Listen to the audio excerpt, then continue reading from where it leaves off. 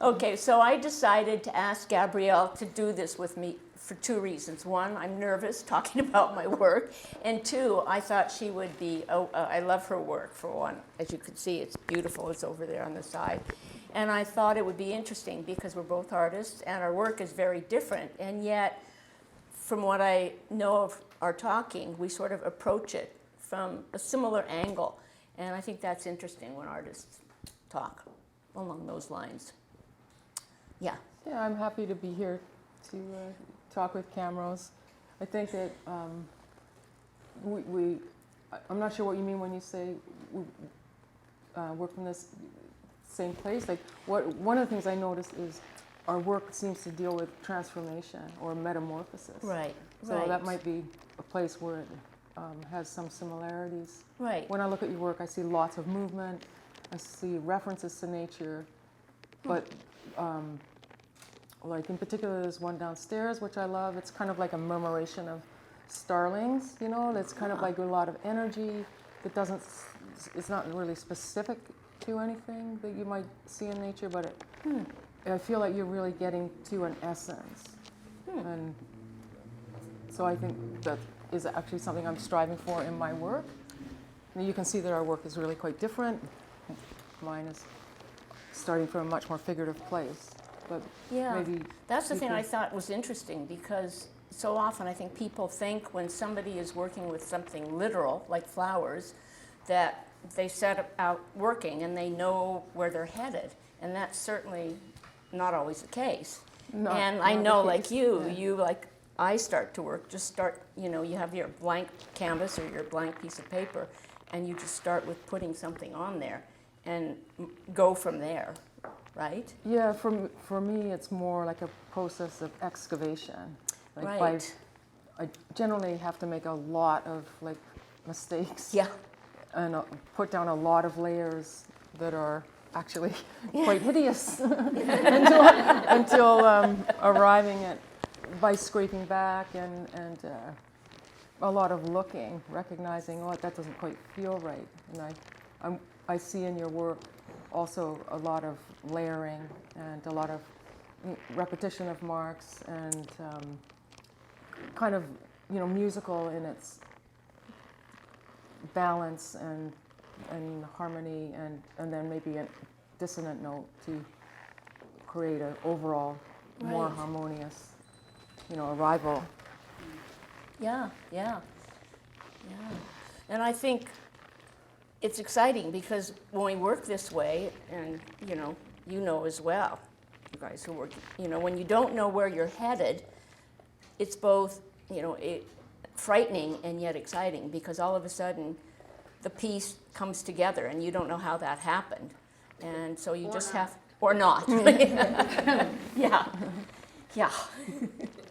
So how can you talk a little bit about how you began, the journey of that has become, these pieces that have arrived here in this room? Like, yeah. How did you begin that journey, and was there, how were you transformed along the way? Like, did you feel that the work started taking on its own, conversation? Like, how did that happen? Well, how did these pieces end up here? It was interesting because these larger pieces that you can see, the 36 by 36, they were done before the smaller ones.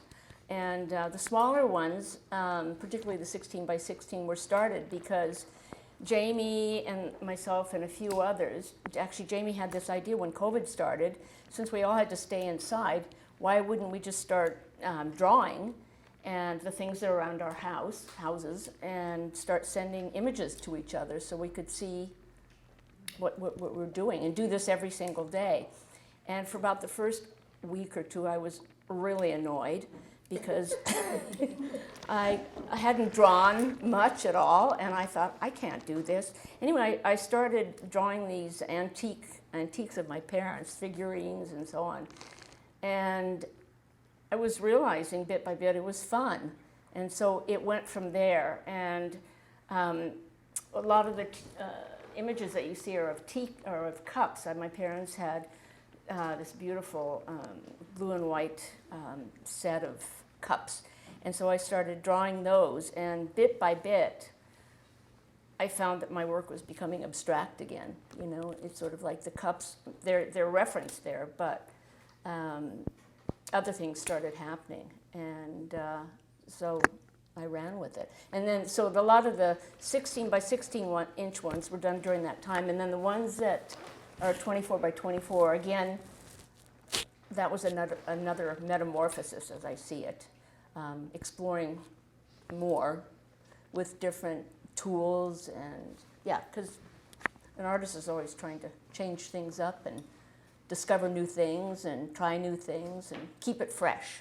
For sure. Like, so can you talk a bit about the process? Like, you know, they're on these beautiful birch panels, and then what did you do? Okay, so they're on paper, and with a lot of them are done in pen and ink, and I would do a drawing with a nib pen, and I seem to like best the nib that's the widest, so I just take it and I go at it. So the paint, and I'm sort of using it in a way that you're not supposed to use it because the nib is starting to get really worn away. But as I go onto the paper, it's sort of splattering, and I like that. And then I take water, then I let it dry to a certain point, and then I take water, put it over the top, and then squeegee it away, and until I have the quality I want. And then often, you know, paint on top of it with either acrylic or more ink, and then sometimes some of them you'll see have been cut up. So I cut through them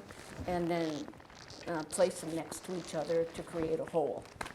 So, yeah. And then how did you get them laid so beautifully on those panels? Oh, that's... Like, I like how you've left the margin, and yet you're reverently dribbling over the margin and using it. I like that. Well, one of the reasons I like working on paper is that you can change it, you can cut it up, you can move it around. It's whereas, you know, once you have work on canvas, it's, you know, on board. So what I did was, after these were all done and I decided which pieces I would use, I got gel medium and I would put it on both surfaces and put them on board, under board, weight them, and then let them dry, and then cross my fingers that I wouldn't get any air bubbles. So, yeah. But then you've gone with color over top of that once they're pressed down. So that, like that one, for instance, Yeah, those... the green is bleeding over. Okay, so those, for example, with the, what is that one titled? Tomato. Tornado with tomatoes, green tomatoes. By the way, I have to confess, the person who titled all my work is sitting right here. Because I always want to give her work titles, because it brings all these weird things to mind, and she won't title it. When I told Gay about the names, she said, I bet Jamie had something. Yeah, something like 21-13 just doesn't quite make it. It's way more fun. So, for example, the piece on the end, what I was doing with those color parts is I was putting gel medium down on glass and then dropping colored paint onto the glass, letting it dry, and then peeling it off, almost like a decal, and then applying it. It's a very strange way of working, and I think that's how I got into doing more the work with just ink, because I was wanting sort of a more free and spontaneous approach. And, you know, it was quite interesting because I would go directly onto the paper and there was no, do I like it here, do I like it there, kind of thing. So, yeah. You had to be okay with where it was. Yeah. But I think that there's a beautiful spontaneity and, you know, freshness in all of them. Yeah. That you've achieved by that. I call the big ones sort of my tornado series. You can see there's that sort of spiraling form. The other day, this little boy was peeking through the window, and he pointed and said, tornado. Yeah. I think it spoke more to my state of mind than weather at the time. Anyway, yeah, I like, people have been commenting on the, you know, with these pieces, how there's more energy in them now, and I think that's that's kind of interesting because I think the work before was quieter, had a more still feeling to them. So Well, you're Yeah. really contrasting the very sharp edge forms against ones that are much more organic, and yet it still feels, really loose and lively. yeah. It's funny because I don't know how it is that I've managed to start working with stuff all over the paper, because always up till this point doing these, I like the sparseness. I think I grew up in Colorado and I always veered towards open space, in work and bright light. Like I love your pieces, and not obviously not just because of the white, but that calmness, that beauty with the intensity, inside. So anyway, I guess I'm on to something different now. I'm trying that. Well, actually, that's interesting. I was going to ask, do you feel that this body of work has come to its completion, or is it already birthed something new, or do you feel there's more to do to add to this series? I'm continuing with the ink, and at a certain point I thought, okay, I've done enough of this, cup shape. I've got to start doing something different. So I'm just trying now to make marks onto the paper, and That's totally different, eh? yeah. Well, no, but making different marks on the paper. Different marks. Sorry, I couldn't. Yeah, no, that's right. That, I'm glad I need to explain that. Not creating shapes that have any reference, but just shapes, just taking my nib pen and just kind of going at the paper. That seems to be the way I have to work. I just have to kind of now go at it and see what comes. Yeah. But it's interesting that it came through, maybe in the restriction of the time with COVID. And I love the idea that you initiated this, dialogue with, Yeah. with what's in my surroundings, what can I share, am I being informed by my surroundings in never a get different out way? here? What if I never get to leave?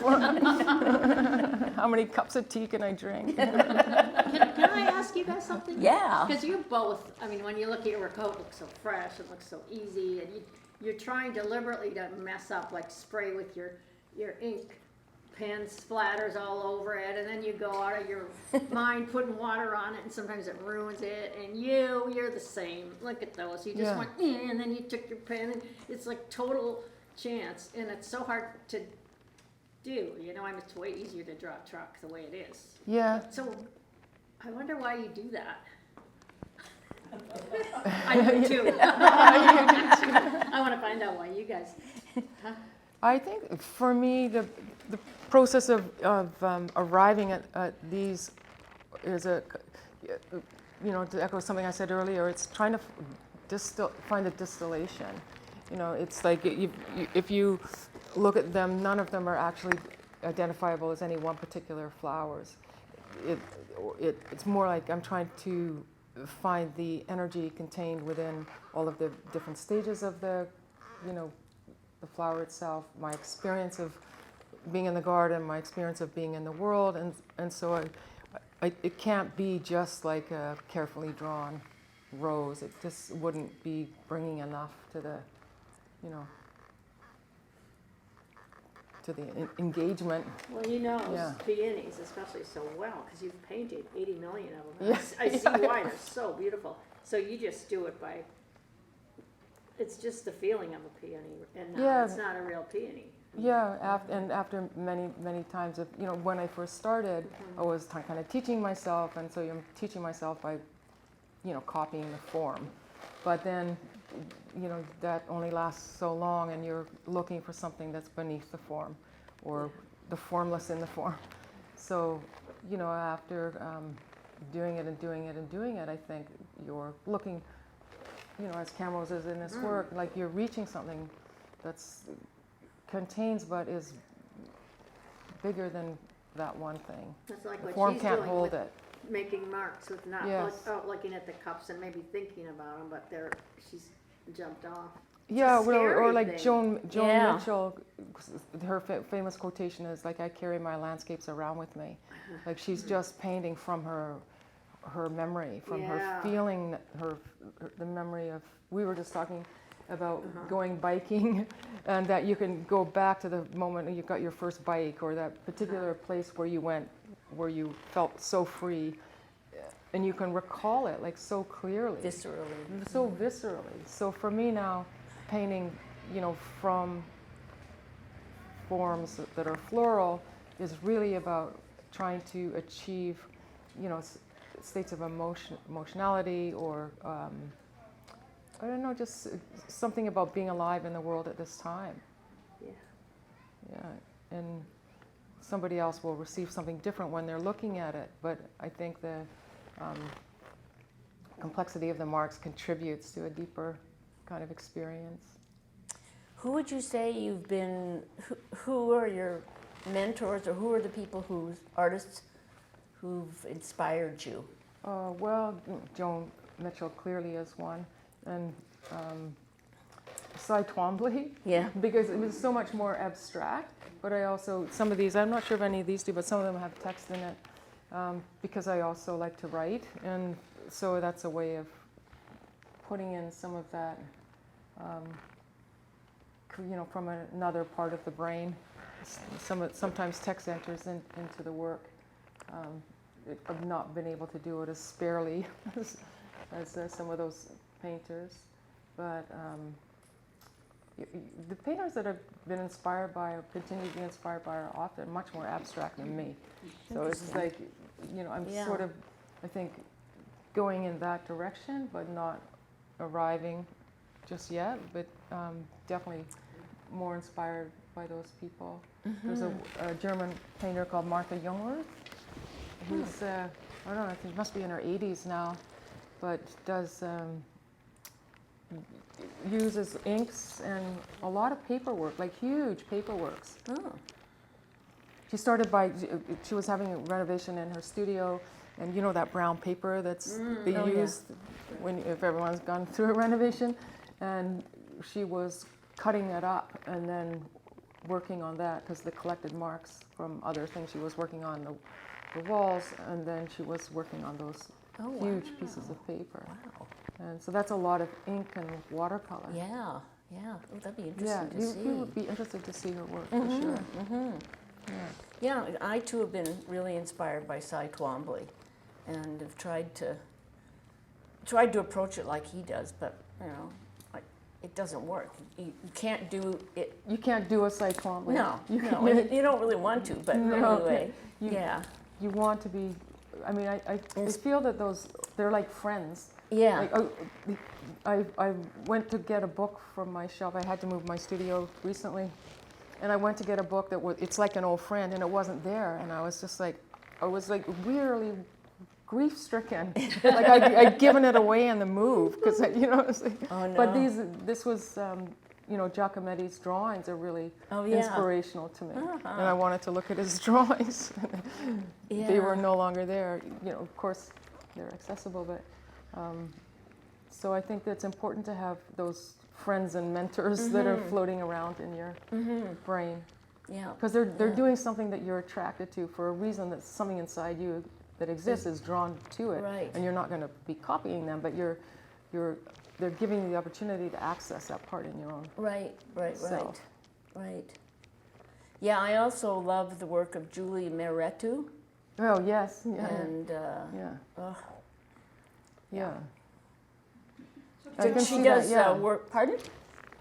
can I ask you a question? Of course. You don't start with a concept then? No. So No. it's almost automatic in a way. Yeah, it's just, I think when you're working for a long period of time, you just go from piece to piece, and the piece that you did before leads you into the next one. And so that's sort of the way it happens, but I can't say I'm working with anything recognizable. I wish, but in a way, I don't know. But why do I wish? So what does, I know it's an obvious question perhaps, how do you know it's finished? I mean, what is it about any of these that says, okay, that's saying something? Is it saying something? Is that what you Yeah. want it to say? It's funny, you don't know. Like I showed an image that I'm working on to Jamie last night, on my phone, and I thought, well, what is she going to think? I think I've been trying to do other things on top of it, and it wasn't working. And I took it back to how it was when I started, and I showed it to Jamie, and she said it's done.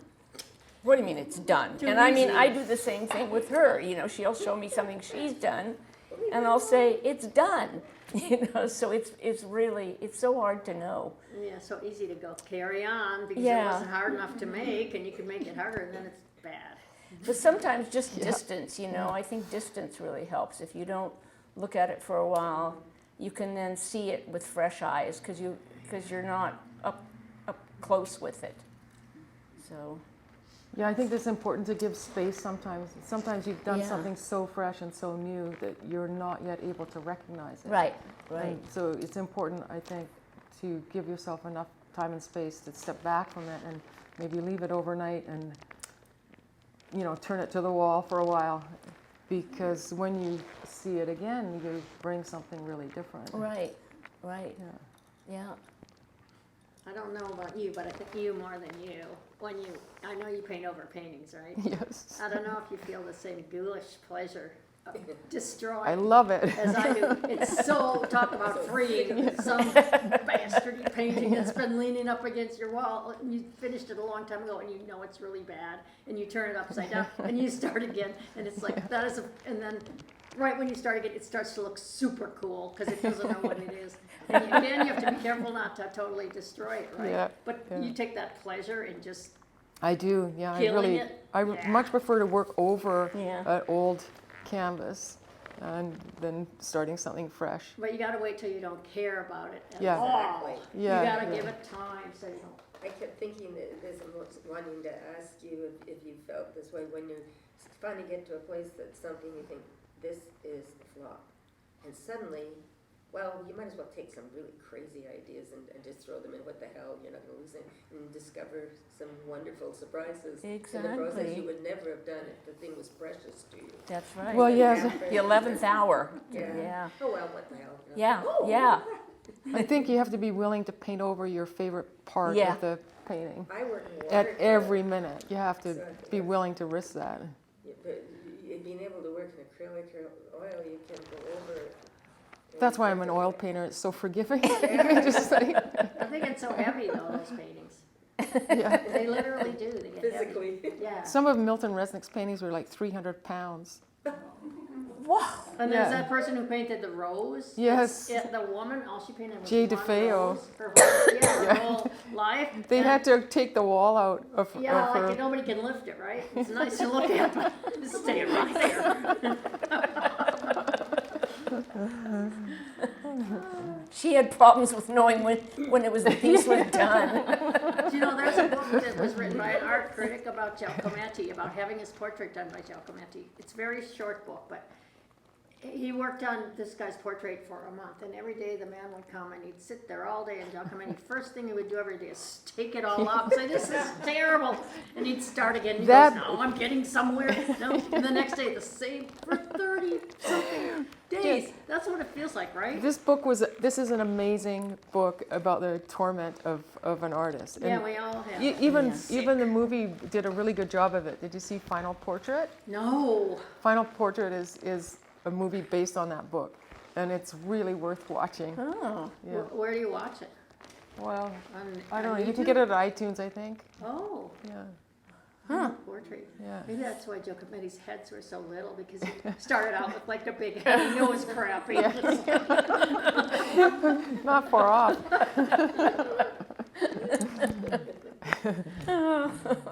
So why do you keep doing this?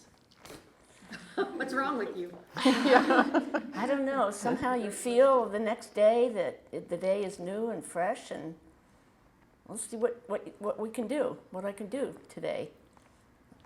It's that sort of optimism. Yeah. Yeah. Well, it's just for me. It's a practice. It's some people have a practice of yoga. Some people have, various other practices. I consider it like a practice. Yeah. Like I'm confronting myself every day, and might think in the studio there's not much going on, but there's so much going on. So it's a way of being in the world. Since you're here, maybe would you just explain like this particular painting, how you started and how did you work through till complete it? Okay, well, in this one, in these large ones, I always have a piece of paper and I would take spackle, which is a compound that is used to fill walls, and I'd mix it with medium so it would make it more pliable, and I would apply it over the whole surface. And then put some more layers of medium on top of it, and then take sandpaper and sand it, so that once I sanded it, and then I would apply color and then rub the color away. It sounds crazy, I know, but then I would be able to start seeing marks on the surface, like very, very Scuffy marks. yeah, scuffy marks. And it's not like I would see anything representational, but I could somehow see where I could start going with that. So then on that, I would start making, doing drips of acrylic onto the surface.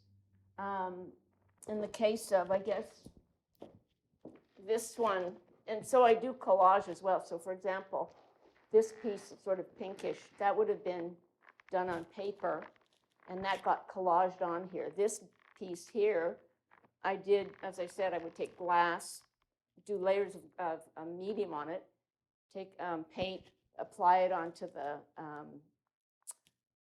medium, and then peel it off, and then apply it, like here, here, and here. And then in this case, like these two pieces up here, those are paint that's been applied to paper, and that's been collaged on. So it's a combination of different approaches to it. And then, yeah. Does that explain it?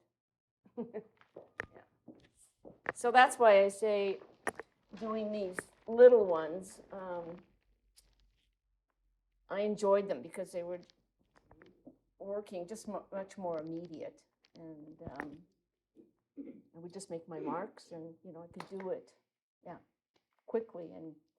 But still, there are elements here that are collaged back in, so it's not just how I started. See, there's a piece here, right in here. What I often do, it's crazy, but I'll take the paper, and to make it thinner, I'll wet the backside and peel it away so that the paper, I know. Those are the kind of things I like to do when it's relaxing in a way, when my brain needs to be dead. You know it from printmaking, right? So just peel it away and then apply it, so then you don't get a thickness there.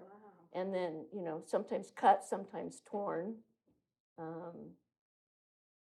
Yeah. And was there a conscious decision not to use color with the smaller pieces, or was it? No, I don't know. I sometimes try to put color in, and it just doesn't work. It just doesn't work. Some of them have a little bit of color, but it becomes something else, and I don't. Yeah. It just, I don't know why. It just doesn't seem. I guess it maybe takes over more than I want it to. Maybe I just like the line and the black and white. Yeah. And I just love the fact that, you're starting from something tangible, and yet going so far away from that actual object and it becomes something else.